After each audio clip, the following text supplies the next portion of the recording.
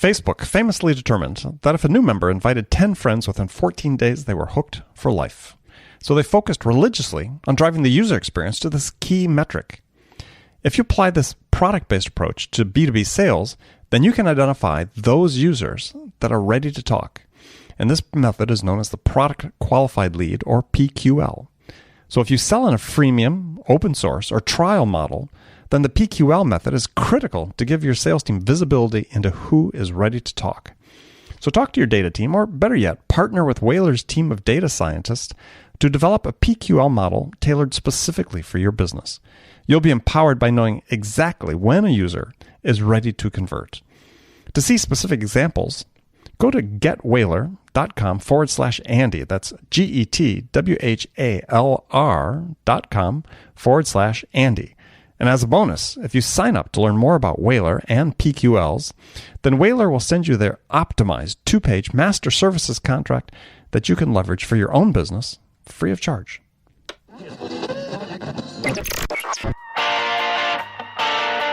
It's time to accelerate. Hi, this is Andy. Welcome to another edition of Frontline Friday with my regular and very special guest, Bridget Gleason. Now, before we get to the show, Bridget and I have a favor to ask of you. We'd really appreciate it if you took time right now to leave a review for this show on iTunes. And while you're there, click the button, subscribe to Accelerate. Make sure you get Frontline Friday automatically each week. Also, we need to hear from you. More specifically, we need your sales questions. What can we answer for you? What challenges do you have that we can help you with? So go to accelerate.fm/frontline and enter your question there. Each month, we're going to select one listener's question to be the question of the month. And the winner will receive a $50 Amazon gift card. So remember, go to accelerate.fm/frontline to give us your question and maybe win $50. So Bridget, how are you today? Frequent guest who's been on the show, Andy, 101 times.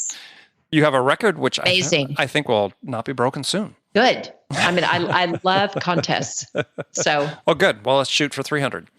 All right. I love it. Next stop, 300. All right. Contests and challenges. So how are you today? I'm doing great. Whoa, you're not fantastic? I'm trying to change it up. Okay. I'm trying to change it up. I'm doing fantastic. I'm doing great. But see, from a nickname perspective, Captain Doing Great is not as exciting as Captain Fantastic. I know. Do you know what they call me here? No. I think I told you this already. No, what? QB1. QB1. Queen. B as in Bridget. Yes. 1. And the reason I'm QB1 is because currently we're in a WeWork space. Mm-hmm. And the woman that manages the space is also formidable. Her name is Bridget. Mm-hmm. And as formidable as she is, they're like, yeah, but she's not like QB1. That's right. She's not QB1. So I like being QB1. All right. Well, QB1 takes me back in time too. QB1. That used to be a trivia game that you could play at bars. It was delivered via satellite, actually. My company worked for at the time got them on the air on their satellite network so they could distribute the game to bars. Wow. Yeah. Sort of. This was ages and ages ago, but don't disclose. QB1. That was the name of the game. All about sports trivia. At least initially, sports trivia. So, all right. So here we are, episode 101, starting our second century. And I thought we'd lead off by talking about a topic that I talked about with another guest not that long ago, which was professional certification for sales people and sales managers. Ah, okay.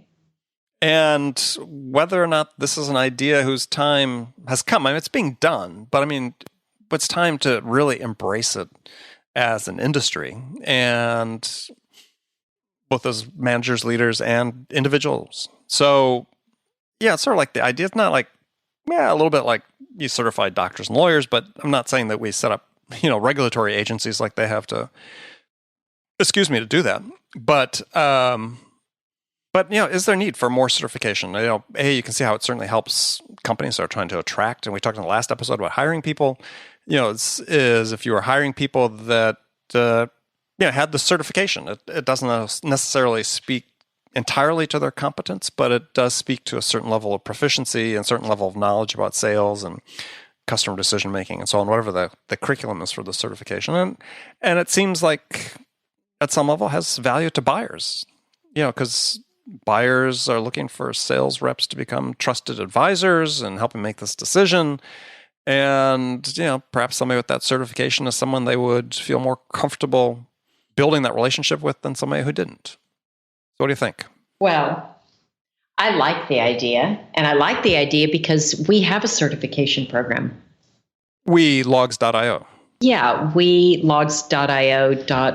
Bridget Gleason, QB1. QB1. Captain Fantastic.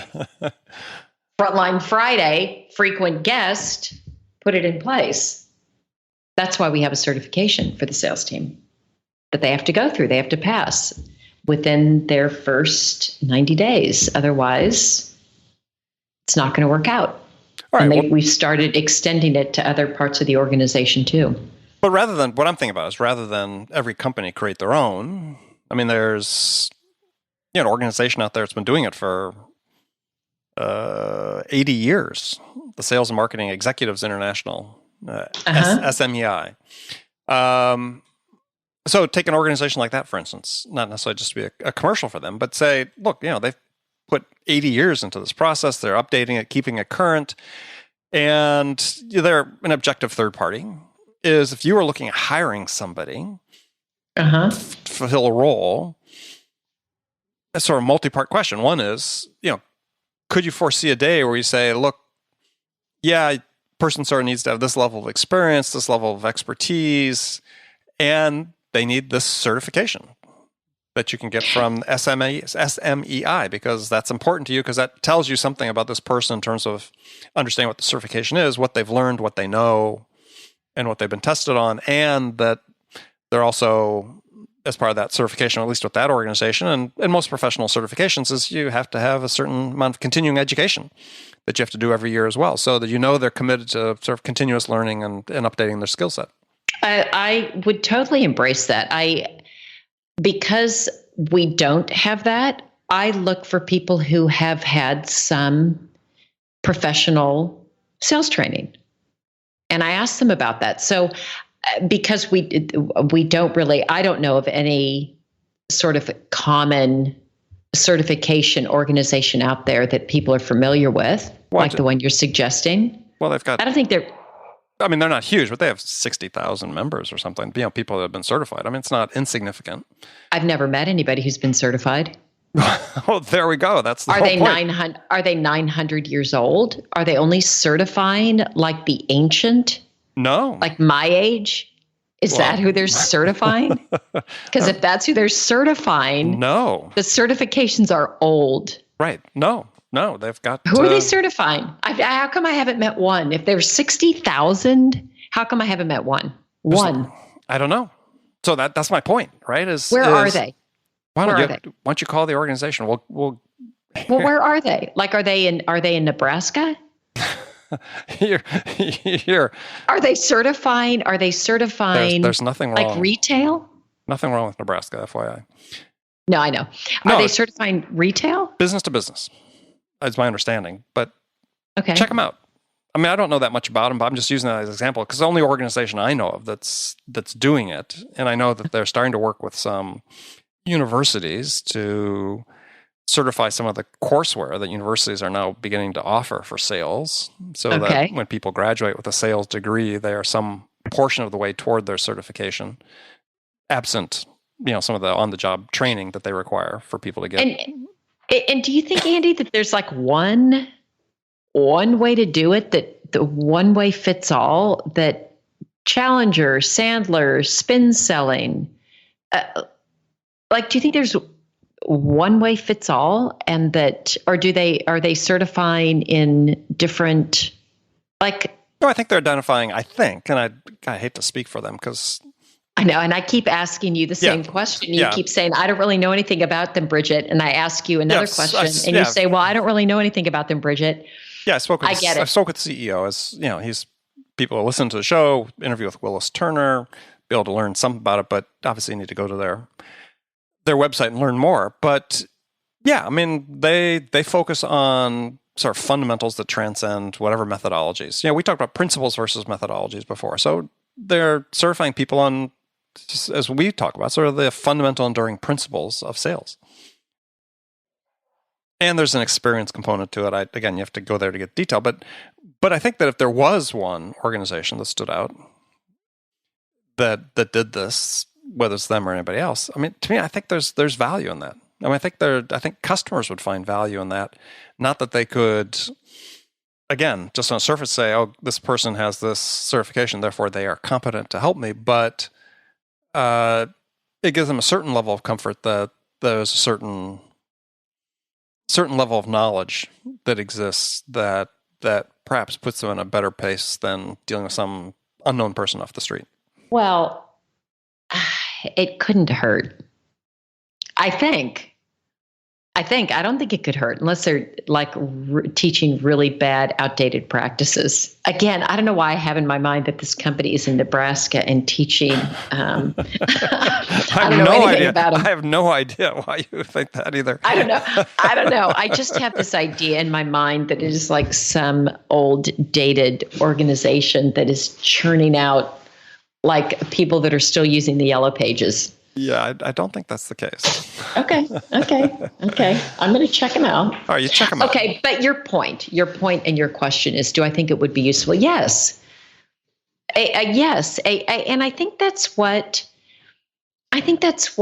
some of these Miller Hyman, don't they have like a certification? I would think some of these other like brand name, somewhat old school selling systems probably do have a certification. Like I hear people that get Sandler certified. Sure, but wouldn't it be good to have one that just said, regardless of methodology? Why one? Why not? Is there a benefit? Well, is there a benefit from having just one? Market competition makes everybody better. Like why just one? Why not have various? Why do we have just one American Bar Association? I mean, there's a bar association in every state that certifies lawyers. Why aren't there two? Why aren't there? Maybe there should be. I don't know why. I don't know why. I don't know either. But I mean, without getting lost in the weeds on that point, I know is it's our 101st one. We can definitely start to stray. Yeah, that's it. They may turn off before 102. Is if there were, let's just say one organization, just for sake of argument, one organization that, or to stop the argument that everybody believed in, that wasn't in Nebraska, that wasn't, whether they were or not in Nebraska, that everybody believed in, that they, complete transparency in terms of what they are certifying, what the certification means, and it was something that was, the company could look at and deem, well, that's relevant, right? I mean, it's not talking about selling what we sell, but it handles the fundamentals, that baseline that we're going to build on top of. And then we're out trying to hire people to build a team. Why wouldn't I specify on my job description, my job specification, whatever, that, we'd prefer somebody with this level of experience, these specific competencies, and this certification. Kind of like the bar. You want them to have passed the bar. It's typically useful if you want to practice law, right? Or if you want to practice medicine, that you become board certified in your specialty. I mean, heck, we do it for people that cut your hair and do your nails, right? Okay. Yes. I say yes. Yes. Who's going to go do that? Aside from this company in Nebraska, who I've never heard of, even though there are 60,000 of these people who are certified running around out there who I've never met. Do you hear of a movement? Like, is this becoming a thing? I hear more talk about it, yes, in all honesty. And it's part of the conversation that's happening is that, one is there are more colleges and universities that are offering sales curriculum, in some cases actual sales degrees.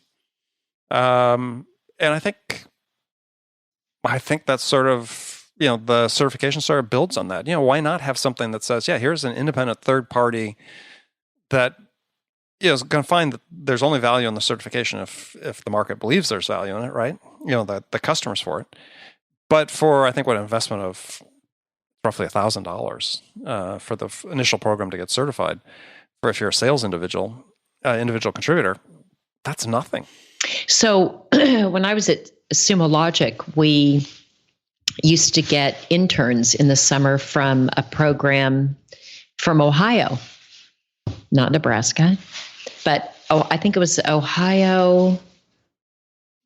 That they had, one of the schools there had a sales program. And so we would get their interns and they'd come out and be the BDRs for a summer and learn a bit about sales. And we specifically recruited. We were in California, but we recruited and pulled interns from this particular program. There's somebody here that I see it for like SDRs, but I don't.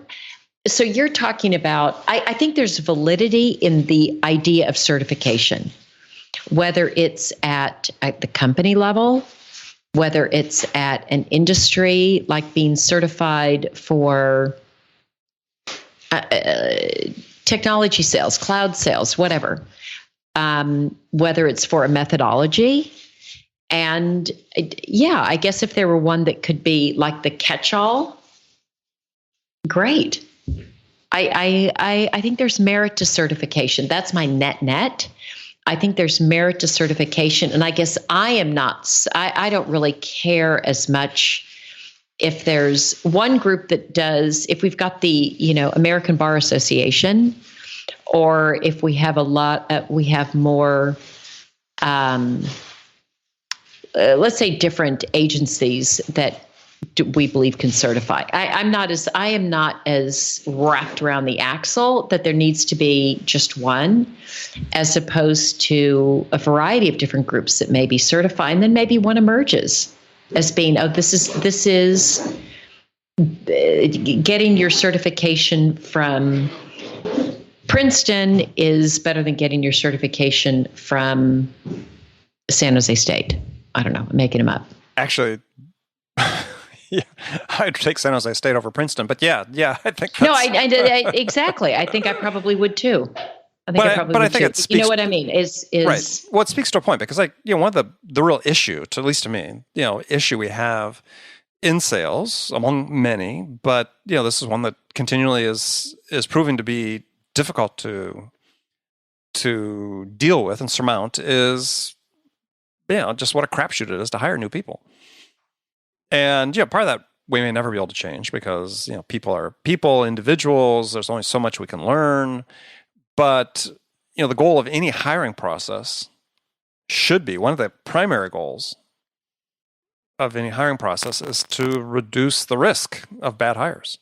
I know it is. That's exactly right. It's hard to do. Right. And so I'm just saying, is that going to reduce the risk? Well, potentially over time, yeah. It's a step, right? It's not the answer, because to the same degree, I'm sure you've interviewed people for jobs, or you've been in companies that are interviewing, we need a director of marketing, and you look at the job description that says, must have an MBA. It's like, seriously? What does that have to do with it? Yeah, that's true.